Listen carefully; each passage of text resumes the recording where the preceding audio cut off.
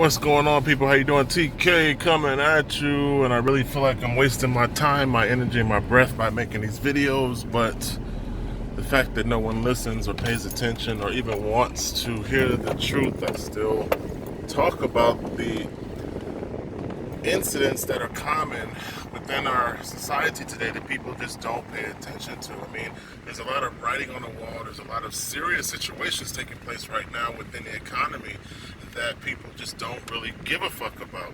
I mean, the average person just wants to be told that everything is fine, and they're going to keep living their paper life as if paper has any validity, and it doesn't. So what's going to happen is you're going to be in a situation where your paper crashes and burns. You don't have a backup plan because you don't believe in buying insurance. So when it starts raining, you don't have an umbrella. And what to do with all of these desperate people who no longer have paper? Right now, the problem is access, and people have limited access and engineered scarcity. But what happens if now you have all of these people with no valid paper or means to exchange? Do we look towards Venezuela, Zimbabwe? Do we look towards Cyprus? Do we look towards other failed economies, Argentina, to find an example of what to do with desperate people who don't have access and no longer have valid means to exchange in order to participate economically within a society? I mean, what to do with all of these people? Well, there's so many different things taking place right now. I mean, we have the largest bank in the world that's on the verge of collapse. It's been insolvent, and most people don't even know who or what that bank is, because that's where their thought process is. They don't care. They're not paying attention. So if I tell you that Deutsche Bank is on the verge of collapse, you don't know what the hell I just said. So Deutsche Bank collapses, and that leads to the financial instruments and the collateralizations that takes place. They also collapse. And because it's the largest bank in the world, it has far-reaching effects. The ripples basically burn paper, and then once paper burns, you have no means to exchange because all of your assets are solely based in paper instruments. So the very few people who have the alternative to paper, the higher forms of currency, the real forms of money, those are the people that still participate economically in society: gold, silver, Bitcoin. But wait a minute, people don't believe in those three forms of exchange. The average person will argue with you about the validity of those three mediums to say that paper, for some reason in their mind only, is more valid and has more purchase or use case, when it's just not the truth. So the situation we find ourselves in is we're in a bubble that's about to pop, and no one is prepared because people don't believe in insurance. So my thing is, what do we do with all of these people? Okay, so here's the situation. What does the cabal, what are the bankers planning on doing to prevent Deutsche Bank from collapsing? I mean, a lot of things have been done up until this point, which basically QE has put a band-aid on the collapse so that it's postponed, and we still seem like things are natural. The natural order of debt, slavery, is perpetuated, and everyone is comfortable with their master being in control.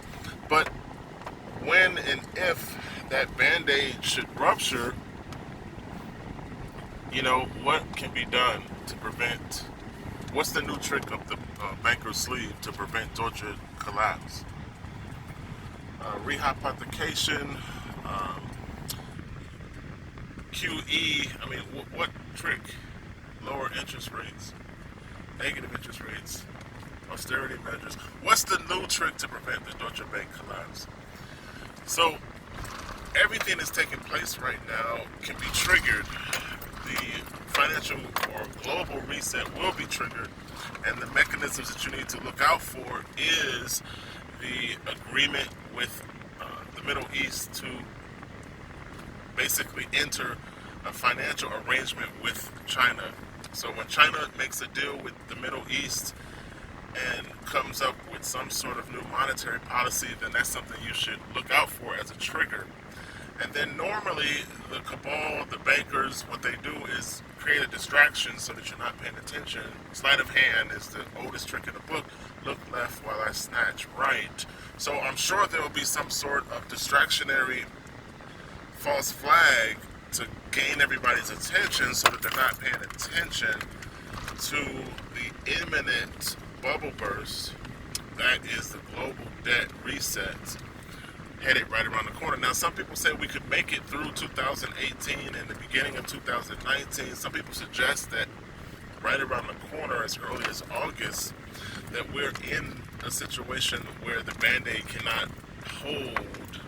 You know, the hole in the dam is basically leaking out too much water, and the rest of the dam is going to respond. So as an individual who can still think, as a person that believes in insurance, somebody who wants to have an umbrella when it rains, you have to choose to take paper currency while it's still valuable or while it still has any worth. Even though it's worth less the longer you hold it, you have to take it right now and convert it into other asset classes like gold, silver, Bitcoin.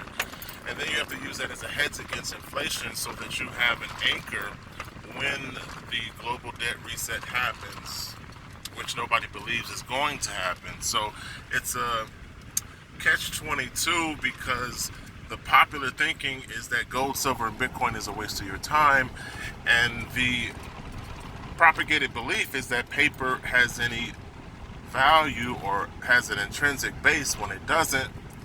So if you want to not put all your eggs in one basket and you really want to have a plan B, then institute some sort of assets that are outside of paper.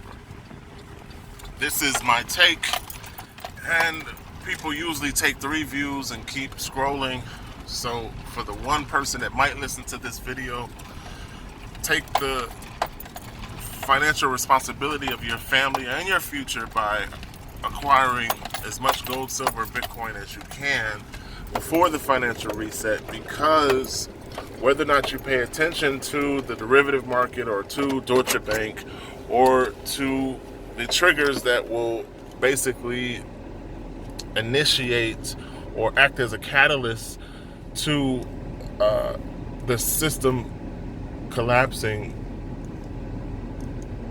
they will happen whether your attention is focused on it or not. You know, the average person will not be focused. The average person will scroll past this video and not pay attention. But the situation at hand has nothing to do with your attention or your intelligence level or your ability to respond. The situation at hand is a realistic repercussion to a lot of negative monetary policy and nature just responding to a scale being tipped. You know, for some reason the bankers believe that mathematically they can tip the scale, or at least prevent the scale from tipping.